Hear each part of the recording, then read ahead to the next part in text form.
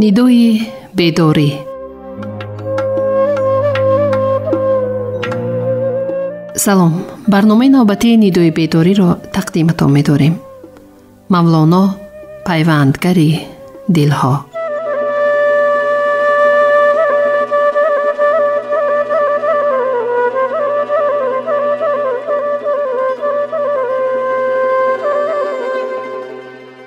طوری آگاهی دارید امروز در کشورمون روز مولانا جلال‌الدین بلخی جشن گرفته می شود. مولانا جلال‌الدین بلخی یکی از نابغه های نظم کلاسیکی تاجیک و فارس بوده.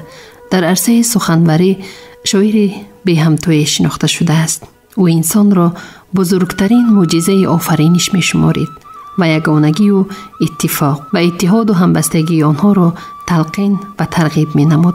صلح و آشتی، عشق و عاشقی، تربیت اخلاقی را بیشتر ترنم میکرد. محسمین اندیشه و افکار عارفانه و عالمانه اش بود که سخن و کلام او دورتر از زادگاهش ختلان زمین به کل آسیا و اروپا پهن گردید. دامن گسترد. مولانا جلال‌الدین بلخی در تاریخ ادبیات تاجیک و فارس همچون ادیب و فیلسوف شهرت دارد. این دو پیشه علم و ادب در ایجادیات او با هم پیوندند. یعنی متفکر اندیشه های فلسفی و عرفانی خود را به واسطه کلام بدیع بیان نموده است.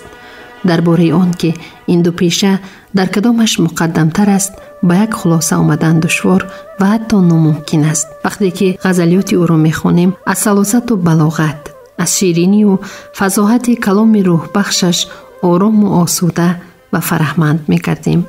یکی از شرقشناسان معروف دنیا یوگنی ادواردویچ برتلز برحق گفته است که اگر لیریک جلال‌الدین بلخی به اهل علم و ادب و عموماً به زبان مردم اروپا ترجمه می شد و دسترسی آنها می گردید، بی‌شبهه این نابغه ادب را در قطار بایرون، گیوته، فلوبر می گذاشتند و از غزلیات شورانگیز و دلانگیزش یک جهان لذت می بردند. بیایید در این خصوص اندیشه های ادبیات شناس مجید قربانوف را می شنویم. سراول شکرانه استقلالیت میکنیم که مردم شریف تاجیک هر سال با سپارش‌های سرور دولت با پیشنهادهای وزارت معارف جمهوری تاجیکستان روزی نمایندگان برجسته ادبیات و فرهنگ خود را جشن میگیرند. خوب درک میکنیم که مقام مولانا، سهم مولانا در رشد علم و فرهنگ تاجیک، در ترغیب و تشویق زبان و فرهنگ تاجیک خیلی هم بالا به نظر می رسد. شیخ باهایی خوب می فرماید که من چی گویم وصف آن عالی جناب، نیست پیغمبر ولی دارد کتاب. مثنوی، معنوی، مولوی هست قرآن در زبان پهلوی.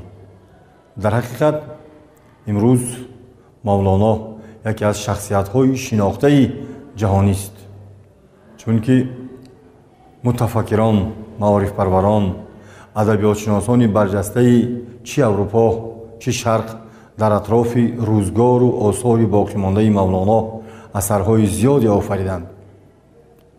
خوشبختانه امروز در جشن مولانا ما با افتخار از زبان مولانا، از آثار مولانا، از مثنوی معنوی مولانا که توجه تمام دانشمندان دنیا را به سوی خود کشیده است حرف میزنیم. دانشمندان اروپا مخصوصاً رایموند نیکلسون سالهای 30 عصر 20 در اطراف مولانا و مثنوی او اثر آفرید یا مثنوی را باز از عربی و زبان انگلیسی برگرداند و امروز تمام مردم شریف تاجیک و فارسی زبانان دنیا از روی تحریر و تهیه های رایموند نیکلسون پروفسور دانشگاه کمبریج انگلیا درس میگویند، میآموزند. اگر ما مثنوی که در دست داریم ورق گردان کنیم، در صحیفه اول او نوشته شده است زیر تحریر و تهیه اکادمیک نیکلسون. این از آن برمیآید که مولانا با آثار خود تأثیر خود را به ادبیات جهانی رسانده است و از این رو جهانیان اعتراف مولانا کردند و شعر مولانا جهان را گرفت.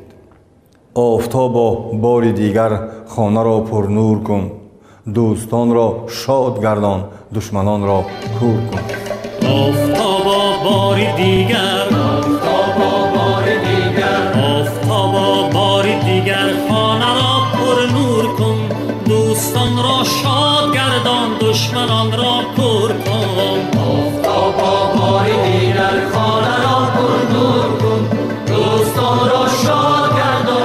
دشمنان را کور کن. از پسی کوه برا و سنگ‌ها را نساز، بار دیگر غره ها را پخته و انگور کن. انگور کن، انگور کن. آفتابا بار دیگر باغ را سرسبز کن، دشت را و کیش را پرحله و پرنور کن. پرنور کن، پرنور کن. آفتابا بار دیگر، آفتابا بار دیگر، آفتابا بار دیگر خانه را پرنور کن. دوستان را شاد گردان، دشمنان را کور کن. آفتابا بار دیگر خانه را پرنور کن. دوستان را شاد گردان، دشمنان را کور کن.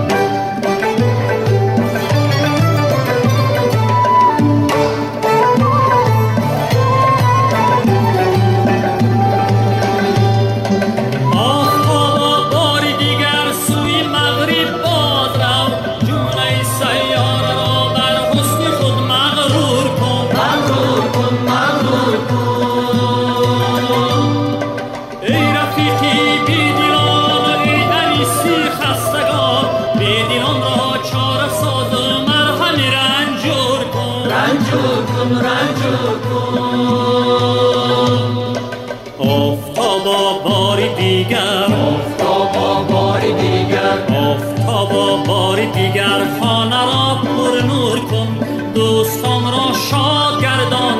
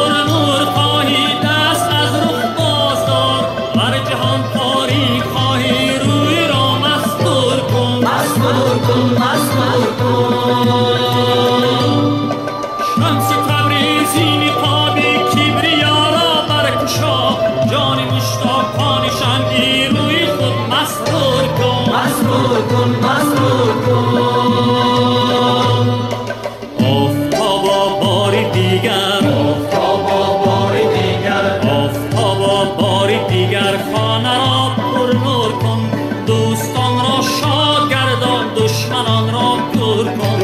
آفتابا بار دیگر خانه را پرنور کن. دوستان را شاد گردان، دشمنان را کور کن. ای گشته ز تو خندان بستان گلی رعنا، پیوسته چونین بادا چون شیر و شکر با ما. ای چرخ تو را بنده و ای خلق ز تو زنده، احسنت زهی خوبی شاباش زهی زیبا. دریای جمال تو چون موج زند ناگه، پرگنج شود پستی فردوس شود بالا. هر سو که تو رو آری در پیش تو گل روید، هر جا که روی آیی فرشت همه زر بادا. آن دم که ز بدخویی دشنام و جفا گویی، میگو که جفای تو حلواست همه حلوا. یا رب دل بازش ده 100 عمر درازش ده، قهرش بر و نازش ده تا فخر بود ما را. سلطان سلاطینان شمس الحق تبریزی، ای از تو مشامی جان زیبا شده و گویا. شعر مولانا محض توسط اندیشه های اخلاق آموزانه مولانا به جهانیان رسید و اعتراف مردم ما، زبان ما، فرهنگ ما در بین کل مردم بشریت پهن گشت. مولانا که اصلا با تحقیقات ها با گفته‌های ادبیات‌شناسان برجسته دنیا مخصوصاً ایران زمین علی اکبر دهخدا میگوید که او زاده بخشان زمین است. در سن 6 سالگی با همراه پدر بهاءالدین ولد و یک زمره دوستان و نزدیکان و شاگردان بهاءالدین ولد که از دانشمندان معروف دنیا بود، به قول علی اکبر دهخدا زیاده از 400 مرید شاگرد داشت، با یک بهانه ترکی این دیار کردند، رو به زیارت خدا آوردند و کشورهای شرق را نظر کردند که در این دوره جلال الدین 6 سال داشت. هم در پیشگفتار مثنوی هم در گفته های علی اکبر دهخدا می آید که آبرو و اعتبار بهاءالدین ولد پدر جلال الدین تا آن اندازه بالا بود که آوازش تا به ایران زمین، تا به بگیم کشورهای شرق زبان یعنی فارس زبان رفته رسیده بود و همین بود که بعد سفرش به پیشوازی او عطار نیشاپوری آمد. در شهر نیشاپور هنگام صحبت کردن با پدر جلال الدین بهاءالدین ولد او درک کرد که این پسرچه خردسالی که در نزد آنها نشسته است بسیار کودک زیرک و دانا است و در همونجا کتاب خود اسرارنامه را به او تقدیم کرد و دیرتر مولانا در زمینه اسرارنامه اثرهای زیاد روی کاغذ آورد. مثنوی معنوی، دیوانی کبیر، مثال فیه ما فیه یعنی مغز در مغز، این نتیجه زحمت و قلمکشی های مولانا جلال الدین بلخی است. با پژوهش درباره جای تولد، زیست و زندگانی و آثار پرمحتوای مولانا جلال الدین بلخی در عصر گذشته، عالمان از کشورهای گوناگون عالم پرداخته فرزند ملت تاجیک بودن او را با دلیل‌های معتمد و اساسناک اثبات نمودند که برای هر یک ما این افتخاری بزرگ است. نامگوی میراث ادبی جلال الدین بلخی از نگاه مقدار چندان زیاد نیست، اما اثرهایش حجماً بزرگند. میراث ادبی او اساساً از مثنوی معنوی، فیه ما فیه و دیوان کبیر عبارت می باشد. مولانا جلال الدین بلخی محض با مثنوی معنوی در ادبیات و فرهنگ گذشته ما نقشی با سزای گذاشت. امروز این اثر عالم شمولی آن مقام جهانی پیدا کرده یکی از سرخریدارترین کتاب محسوب می شود. برای ایجاد این اثر این بزرگ مولانا 10 سال زحمت کشیده است. این اثر در قالب ژانر مثنوی ایجاد شده است که در واقع کتاب نیز از همین جا عنوان گرفته است. البته باید به این نکته اشاره شود که گرچه قبل از مولوی شاعران دیگری نیز از قالب شعر مثنوی استفاده کرده بودند، ولی مثنوی مولوی از سطح ادبی بالاتری برخوردار است. بیایید در این خصوص ادامه اندیشه‌های ادبیات شناس مجید قربانوف را بشنویم. سالهای 70 عصر 20 یکی از شخصیت‌های شناخته دنیا، یکی از پروفسوران دانشگاه سوربن فرانسه، خانم یوا دویتری میرویچ که در دانشگاه قاهره درس فلسفه میداد، با آثار مولانا شناس شد. مثنوی معنوی را ورق زد و درک کرد که در مثنوی سرنوشت انسان به قول شیخ بهایی سرنوشت انسان روی کاغذ آمده است و شرح کلام است و او خواست زبان عربی را آموزد. سال 1974 او نام خانم یوا گرفته زیارت اون جای مقدس کرد. تا سال 1999 خانم یوا هر وقتی که به زیارت قبر مولانا به شهر کنیه ترکیه میرفت یک کنفرانس تشکیل میکرد، روح مولانا را زنده میکرد و همین است که امروز مولانا چه در آلمان، چه در انگلیا، چه در فرانسه آبرو و اعتبار دارد.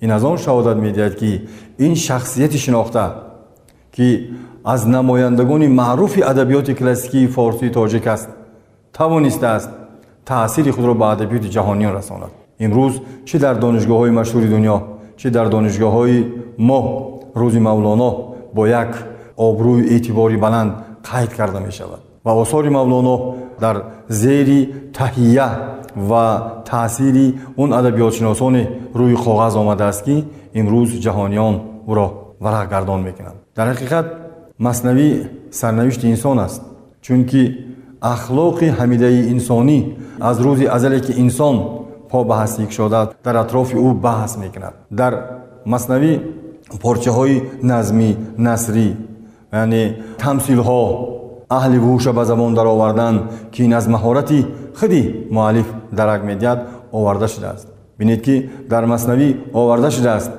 از آن روزی که انسان از مکان خود یعنی بهشت پیش شد به زمین رسید دشواری و زحمت را دید. و در مثنوی خوب آورده است هر کسی که دور ماند از اصل خویش باز جوید روزگاری وصل خویش. آن روح را که عشق حقیقی شعار نیست، نابوده به که بودن او خیر آر نیست. گویند عشق چیست؟ بگو ترک اختیار. هر کوز اختیار نرست اختیار نیست. عاشق شهنشه است دو عالم برو نثار. هیچ التفات شاه به سوی نثار نیست. عشق است و عاشق است که باقی است تا ابد.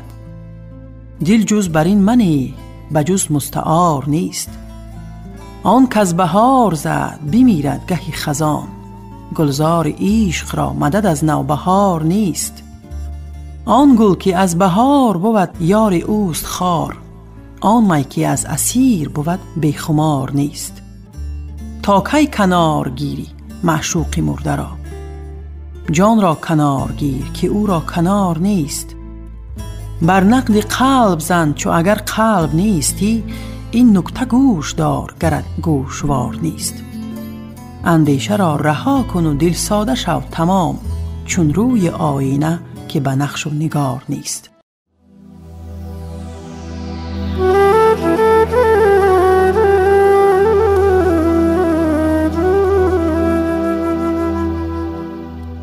موضوع آثار مولانا جلال‌الدین بلخی بیشتر جنبه‌های اخلاقی داشته. در موضوعهای تعلیم و تربیت، راستی و راستکاری، خدمت به مردم، خودشناسی، عشق و مهر و محبت میان انسانیت می باشد.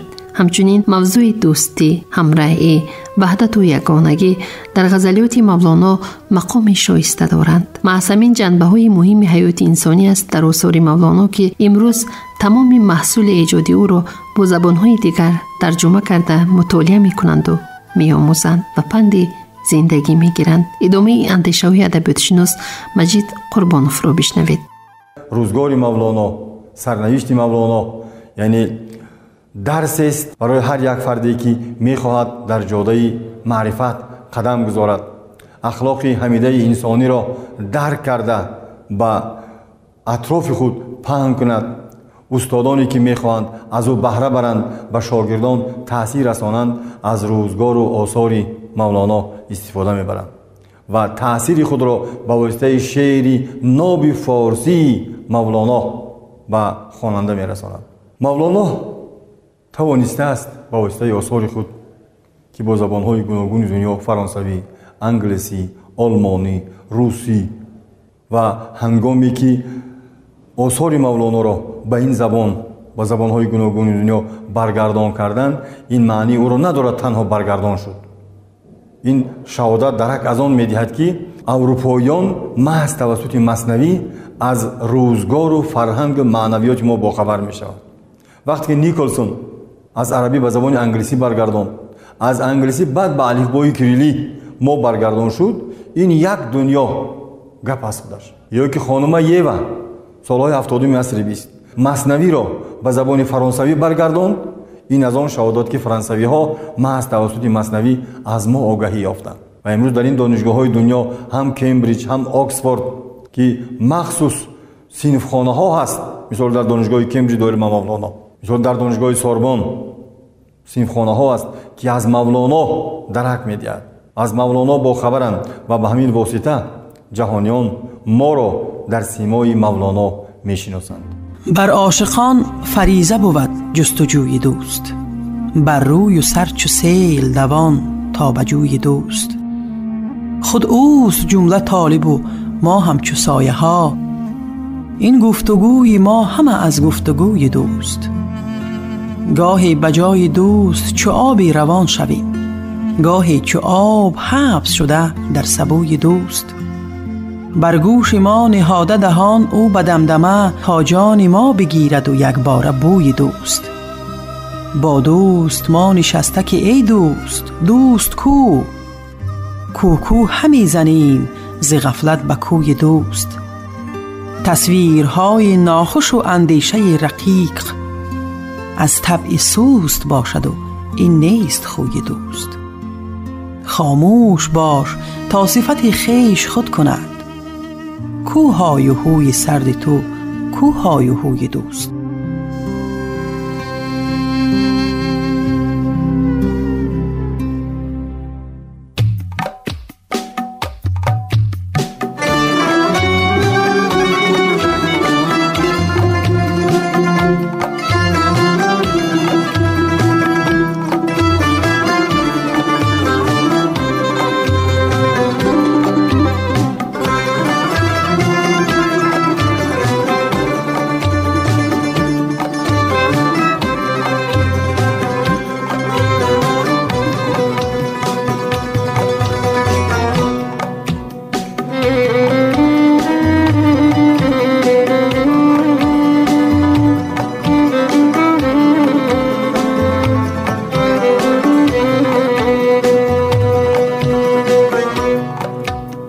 دوستان گر کشت ما را دوست، ما دانیم دوست، ما دانیم دوست. دوستان گر کشت ما را دوست، ما دانیم دوست،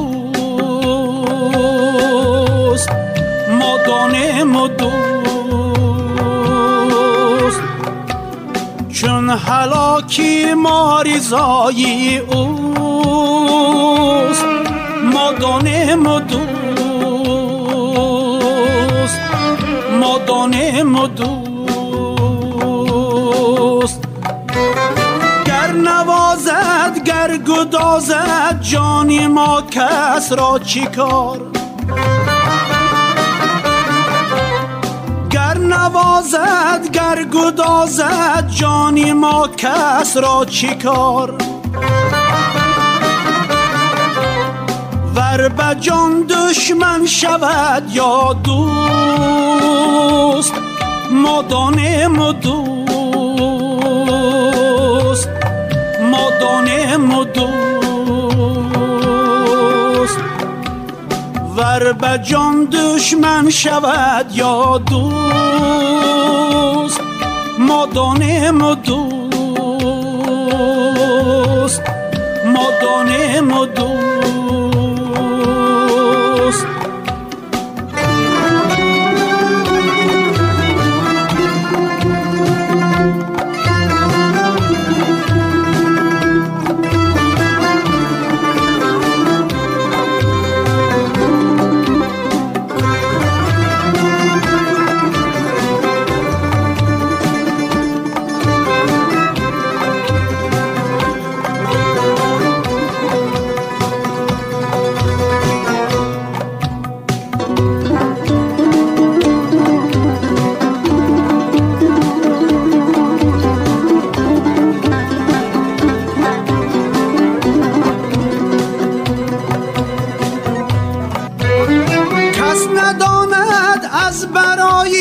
چیست سر بر خاکی ره،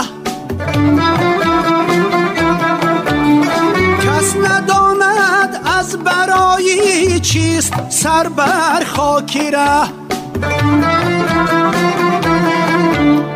آن کی دایم بر سری آن کوست، ما دانیم دوست،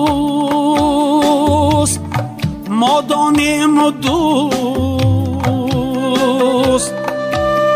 آن کی دایم بر سری آن کوست،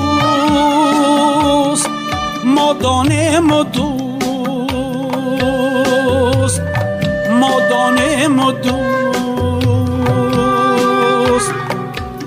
آن کی دایم بر سری آن کوست، ما دانیم دوست، ما دانیم دوست.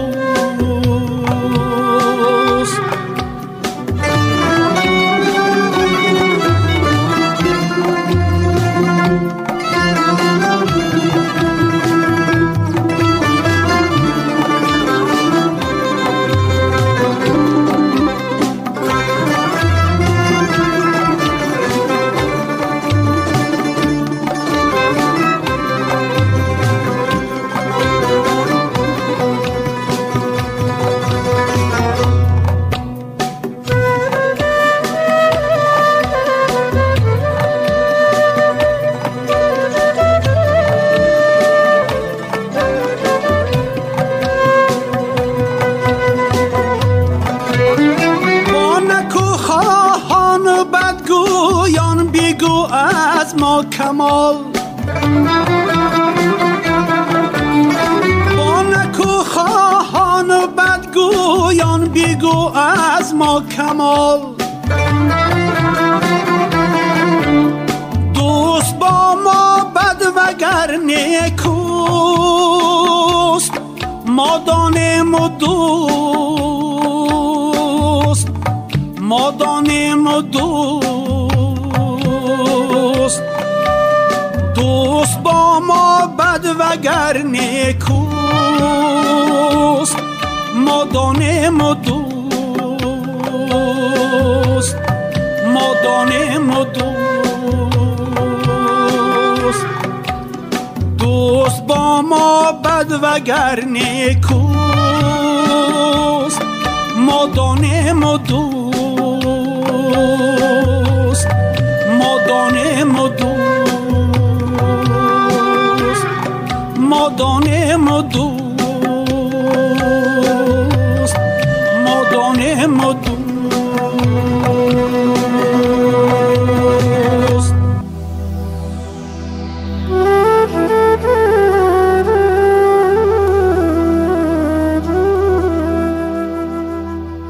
мавлоно ҷалолиддини балхӣ бо эҷоди маснавӣ тавонист шавқҳои ба дилҳои маъюс ангезад, савдои сархуше ба ошиқон ворид созад ва гармиҳои зиндагибахше ба ҷонҳои сарду афсурда бахшад. агар ба саросари мавзӯъу муҳтавои ин асари пурҳикмат ворид шавем, мебинем ки бо фикри волову кору талоши шоир ва ёрони ҳамфикраш гӯшҳо шунаво, чашмҳо соҳиб басират, забонҳо гӯё, дил моломоли шавқи озодӣ шудаанд. мавлоно ҷалолиддини балхӣ дар эҷоди маснавӣ шоирест бо диду тафаккури илмӣ.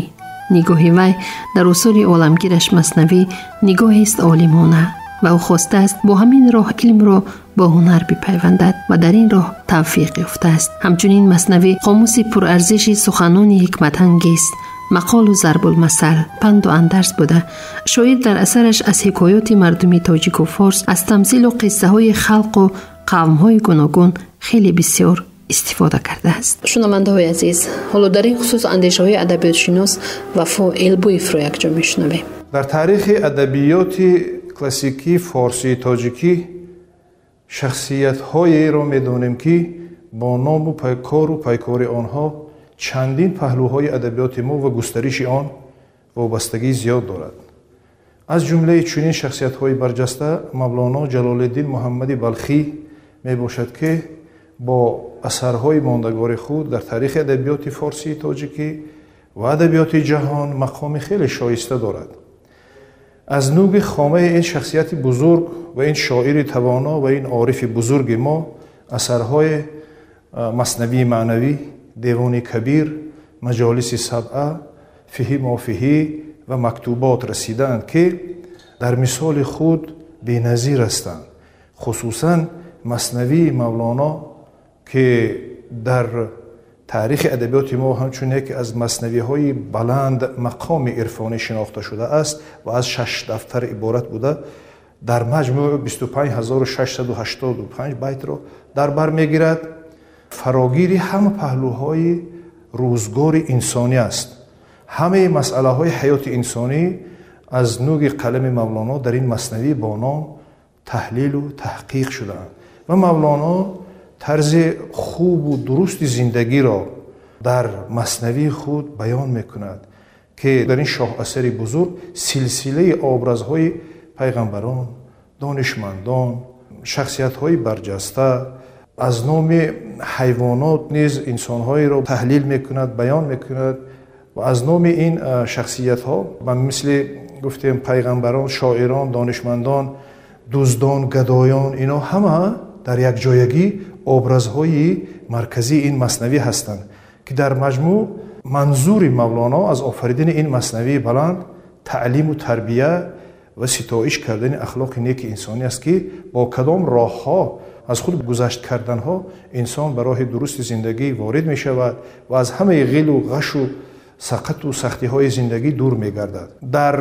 маснавӣ силсилаи ҳикоятҳо беш аз 150 ҳикоят оварда шудааст ки баъзе аз ин ҳикоятҳо از نام پیغمبران بیان می شوند. بعضی از این حکایت ها از نام شخصیت های برجسته، از نام دانشمندان، از نام انسان های عادی، انسان های کسب و کار گوناگون آورده می شوند و حکایات تمثیلی زیادی نیز دارد که حیوانات گوناگون از جمله موش و شیر و گرگ و خرس و دیگرها که اشتراک میکنند و منظور مولانا از آوردن این حیوانها و حکایات تمثیلیش بیان کردن یا نشان دادن خصوصیت ها و خاراکتر شخصیت های گوناگون یا انسان های گوناگون جامعه است. این مثنوی با نام بعد از زمان ایجاد شدنش تا به امروز در پیشرفت ادبیات ما، در گسترش مسائل های گوناگون عرفانی ادبیات ما تأثیر و نفوذ زیاد دارد و در پیروی از این مثنوی آثار زیاد آفریده شده است و از عصرهای 18 سر کرده این مثنوی با زبانهای گوناگون دنیا از جمله زبانهای اروپایی ترجمه شد و زبانهای مردم همجوار ما از به زبان ترکی و دیگر زبانها ترجمه شد و یکی از سیرخواننده ترین اثر در ادبیات ما موافق پرسشنامه‌ای که سال 2008 گذرانیده شد در امریکا و دیگر دولت‌های اروپایی، یکی از سیرخواننده ترین اثر به حساب رفت این مثنوی مولانا و خود مولانا در مثنوی میگویند که من مثنوی را برای آن نگفتم که آن را خوانند و برای خود حمایل کنند، بلکه آن را بخوانند، از خود کنند، زیر پا گذارند و به بالا روند. به بالا رفتن انسان چی معنی دارد؟ یعنی تشکل شخصیت، تشکل جهانبینی، تشکل فردیت انسان است که همه این مسئله ها را در پایه بسیار زیبای سخن شاعرانه مولانای بزرگ بیان کرده است. هرچند این مثنوی ناتمام مانده است، ولی به یک اگر از نگاه محققانه نظر افکنیم به نظر می رسد که مولانا اکثر اندیشه های خود را بیان کرده است، گفته است، نشان داده است و راه درست زندگی را برای خواننده امروزه و برای نسل های امروزه بیان داشته است. و یکی از اثرها، شاه اثرهای ادبیات ما، این مثنوی معنوی مولانا می باشد.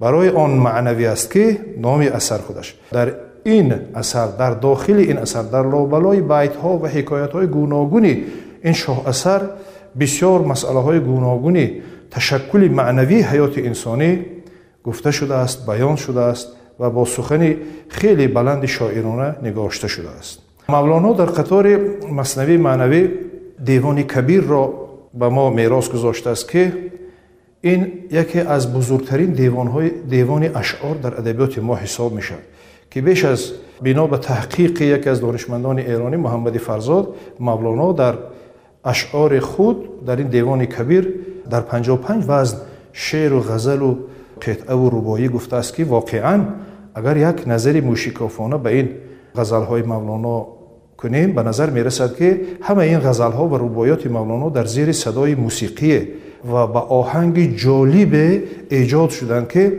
دلخواه غزل را اگر بخوانید به نظر میرسد که حتما در زیر صدای موسیقی نی یا دیگر اسباب‌های موسیقی ایجاد شده است و بسیار جذابیت بلند دارد. در پایه بلند بدیعیت ایجاد شده یگان رباعی یا یگان غزل مولانا به نظر نمی رسد که از نگاه تناسب کلام یا قافیه و ردیف و دیگر عنصرهای شعرساز یگان ذره کمی کاستی داشته باشد.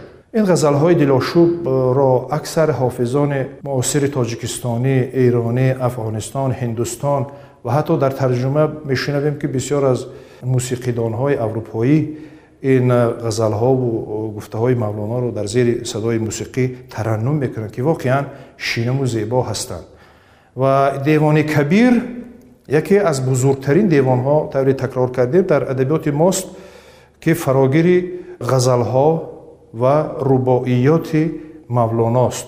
همه این غزل‌ها موضوع‌های مختلف را در بر میگیرند و اساساً محک اساسی هدف مولانا از بیان این غزل‌های دلاشوب آن است که مناسبت خودش با انسان‌ها، مناسبت شخصی خودش با نمایندگان کسب و کار گوناگون، به دوستانش و محبت سوزانی که به پروردگار خود دارد مولانا در این عشقیه‌های خودش بیان کرده است و مخاطب او در غزل انسان است، در ردیف انسان. مولانا عموما در 90% غزل‌ها با تخلص با استفاده از پیر معنوی خودش شمس تبریزی اساساً با تخلص‌های شمس الدین، شمس الحق، شمسی تبریزی، مفخری تبریز یاد میکند که همینها مخاطب او استاد معنوی شمسی تبریزی می باشد که مولانای 40 ساله را بعد از برخورد شخصی و گفتگوی صحبت طولانی مولانا را از یک دانشمند علم فقه به یک عارف شوریده، به یک فیلسوف مشهور، به یک شخصیت بلند مقام رسانید که بعد از دنیا گذشتن شمسی تبریزی اکثر غزلهایش را با نام شمسی تبریزی بیان میکند که این یک اعتراف شخصی مولانا به همین پیر معنوی خودش است. در رباعیاتش نیز مولانا مسئله های عالم و آدم، زندگی انسان، موضوعهای زیباپسندی، حرمت شخصیت های بزرگ، علم آموختن، از تجربه زندگی برخوردار شدن، یگان مسئله نمانده است که مولانا در این بیش از 1500 رباعی خودش و این دیوان کبیر در غزلهای خودش و مثنوی بزرگش نگفته باشد. به یک معنی مولانا شاعر است که سخنش پرطغیان، پرتلاطم است و شخصیت خودش یک شخصیت بسیار بلند مقام ربانی است که او خود را با سخنش همچون یک شخصیت معرفی میکند که او یک انسان آسمانی است، شخصیت کیهانی است و گفته‌هایش البته خیلی در پایه بلندی شعری و شاعری بیان شدند. واقعا مولانا جلال الدین بلخی نه تنها به ملت تاجیک و ایرانی و افغان‌ها تعلق دارد، او شاعر است که کیها از این مرز و بوم بیرون رفته و دنیا را تسخیر کرده است با سخنی بلندش، با شعری بلندش، با اثرهای جاویدانش. دوش آمد بر من آن که شب افروز من است، آمدن بار اگر در دو جهان آمدن است. آن که سرسبزی خاک است و روان بخش فلک، چاشنی بخش وطن هاست اگر بی وطن است. در کفی عقل نهد شمع که بیستان و بیا، تا دری من که شفاخانه هر ممتحن است. شمع جان را گروی این لگنی تن چی کنی؟ این لگن گر نبود شمع تو را سر لگن است. زین گذر کن صفت یار شکر بخش بگوی، که ز عشقی سخنش ذره به ذره دهن است. در جهان فتنه بسی بود و بسی خواهد بود، فتنه ها جمله بران فتنه ما مفتتن است. بس کن آخر چی بر این گفت زبان چسبیدن؟ عشق را چند بیان هاست که فوقی سخن است.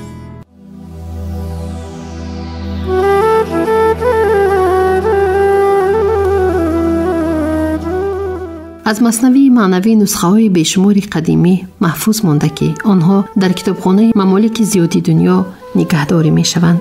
باری نخست متن علمی مثنوی را عالم انگلیس نیکلسون انجام داده سالهای 1925-1937 به تب رسانید.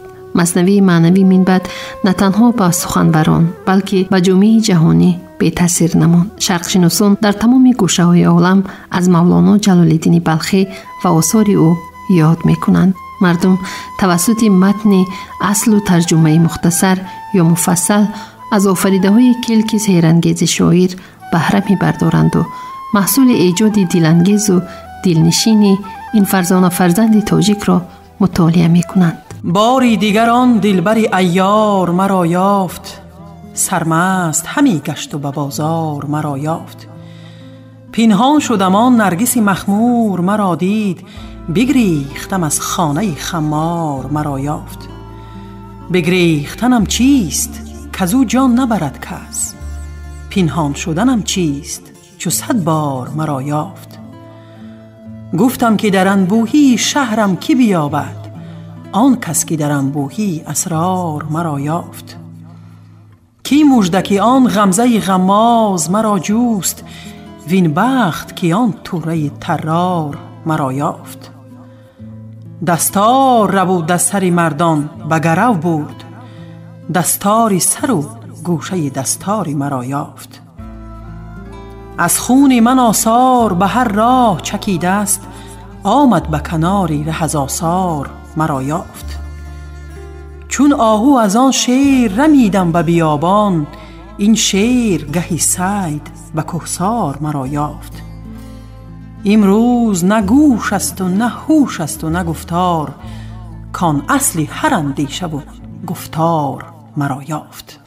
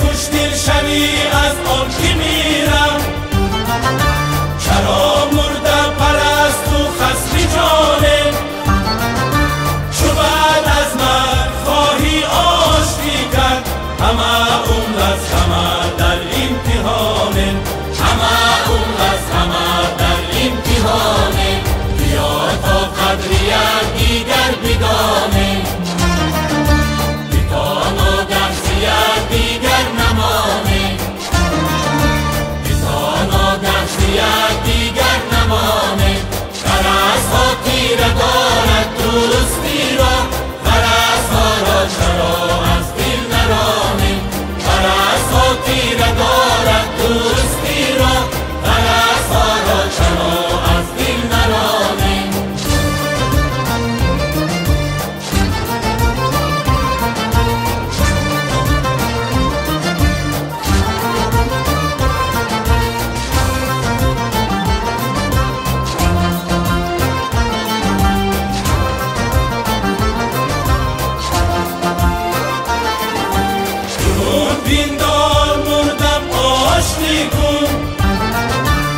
در تسلیم ما چون مردگانم، چو برگورم بخواهی بوسه دادم، رخم را بوسده تکنون همانم، رخم را بوسده تکنون همانم، بیا تا قدری دیگر بدانم، بتانا در زیاد دیگر نمانم، بتانا در زیاد دیگر نمانه، غرضها تیره دارد درستی را، غرضها را چرا از دل نرانه، غرضها تیره دارد درستی را، غرضها را چرا از دل نرانه، غرضها را چرا از دل نرانه.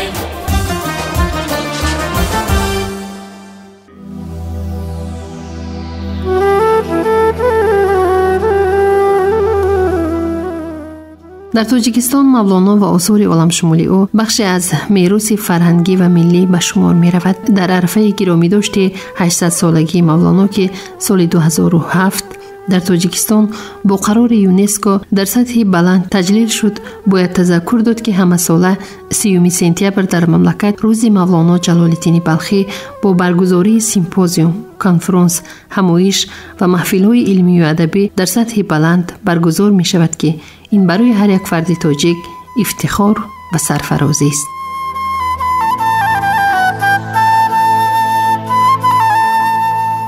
شنوندگان عزیز، در همین جا برنامه ندای بیداری به انجام می رسد. خوش باشید.